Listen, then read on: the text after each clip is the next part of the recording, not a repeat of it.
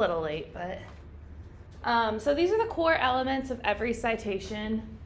This list is has the punctuation of each also, what should follow each, and you would go in this order. So you might not have all of these things, but if you do, you would include them, and you'll always go in this order.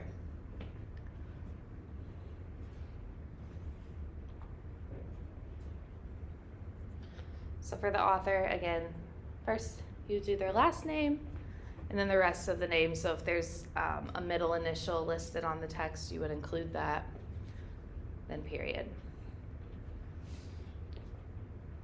For the title of the source, books are really the only thing that's going to be in italics. Individual web pages in quotes. Periodical, do you all know what periodical means?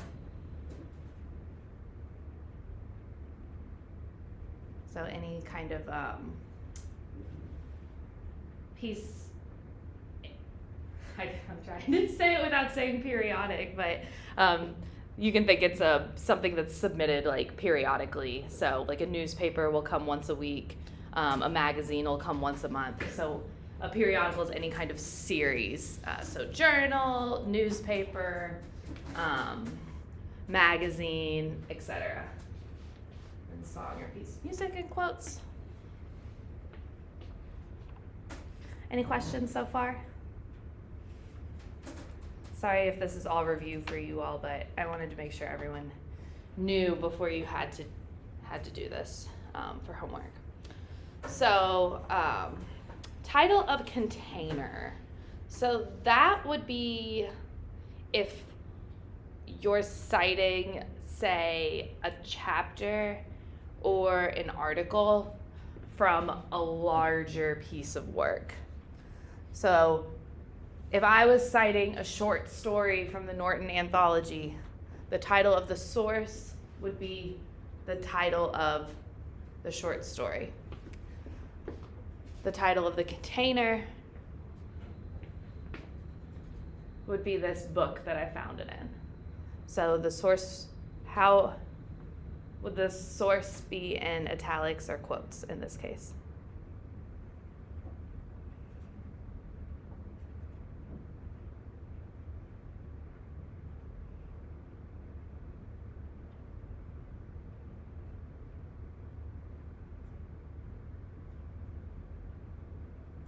The title of the short story from this, would I put that in italics or quotes?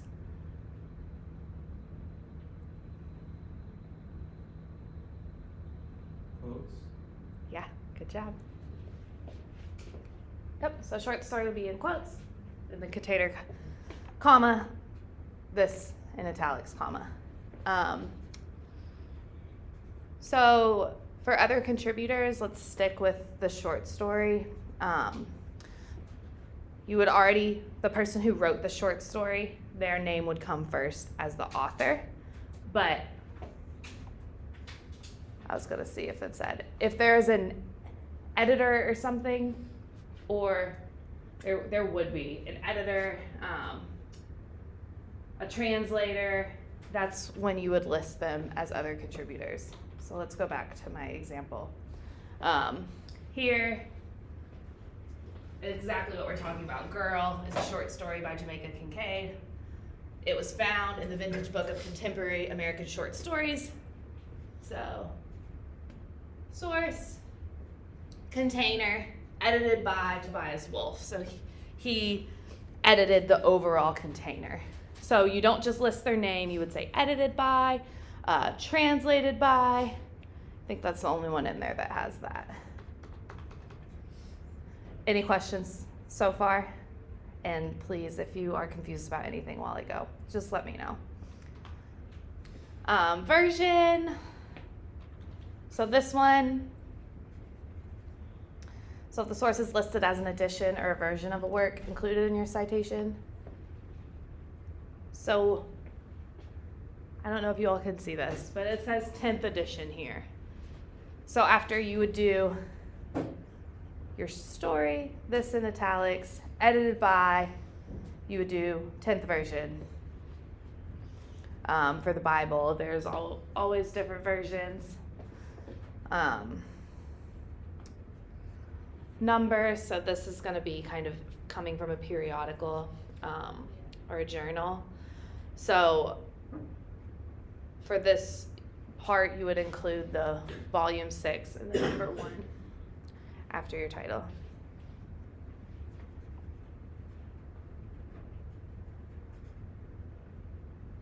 Publisher, again, we'll go back here to our example. Here's where the publisher is listed. That's the name of the publisher here.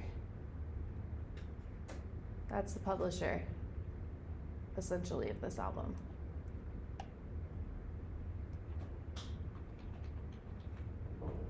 So you want to list the publisher. These are the sources you don't need to include a publisher for. Periodicals, works published by their author or editor. Websites whose titles are the same as their publisher.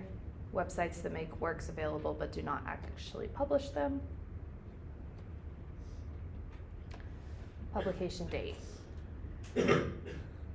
So we saw in this example, there's the publication date, 1994. Here's some little rules here. Use the date that is most relevant to your writing. If you're unsure about which date to use, go with the date of the other sources or of the source's original publication. So that'll just be kind of up to you all to decide. If you're looking at a more recent version that has been amended or adapted, changed in any way, then you would want to note that by putting that second publication out. If there aren't any changes or you're not sure why they published it again, then you can go with that original date.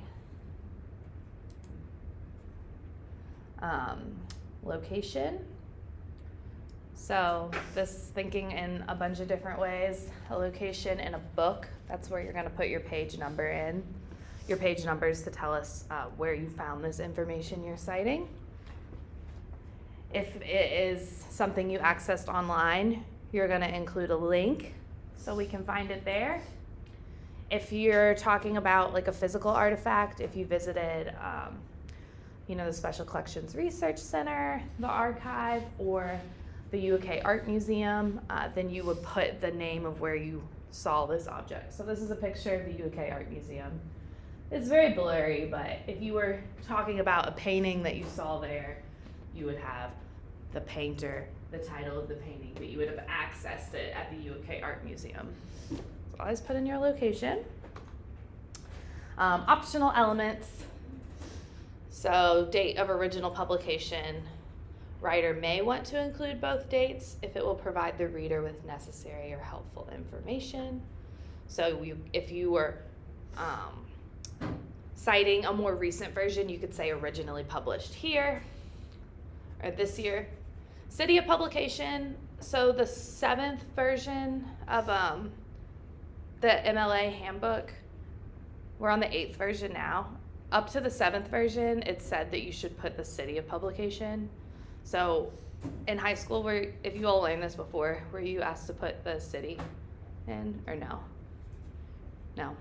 I was always taught to put the city in because I went to school a while ago, but now the rules are you only put the city in if the work is published before the 1900s. I guess the reasoning behind that is that information would vary a lot, whether it was coming from, Atlanta to New York, etc. That they felt that was important to note where the information was coming from.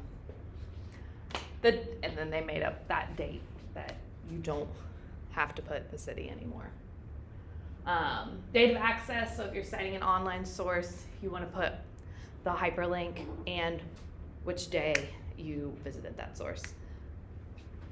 URLs and DOIs. A DOI will be in a journal. I think this one has it. So you'll just see that if you're citing a journal. So instead of a URL, you would look for this. If you have questions about that, I'm going to give you guys we're gonna have some time to make at least one of your citations. So if you have questions about that, ask me.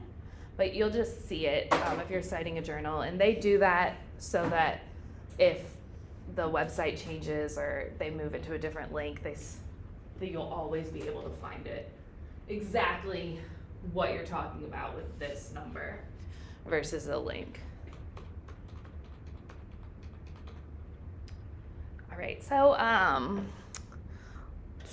we'll go ahead and take time to look for a source. Hopefully if you all have a laptop or iPad today, if not, you can try looking around on your phone. So yeah, you have to have at least, you have to turn in one source today for homework, right? And then you have to turn in 3 sources by Monday for homework. And then 2 weeks later, you have to turn in 5 sources. So take time now, wherever you're at. If it's completing the homework for tonight, do that. If it's starting on the homework for Monday, do that. I want you all to have some time to look for a secondary source with me here to ask questions. So we'll go 10 minutes, I think. We'll be good. We'll do 15 minutes, and then I'll go over your reminders for your upcoming homework before we don't meet again for 2 weeks. So, do you all can feel free to put headphones in and listen to your own music. You want music up here? Do you want silence with a timer up here? Do you not care? Okay, I'll put a timer. No, I'm gonna put music in the background because I want this to be up here for you all to see. But put in your headphones and drown it out. It won't be very loud if you want.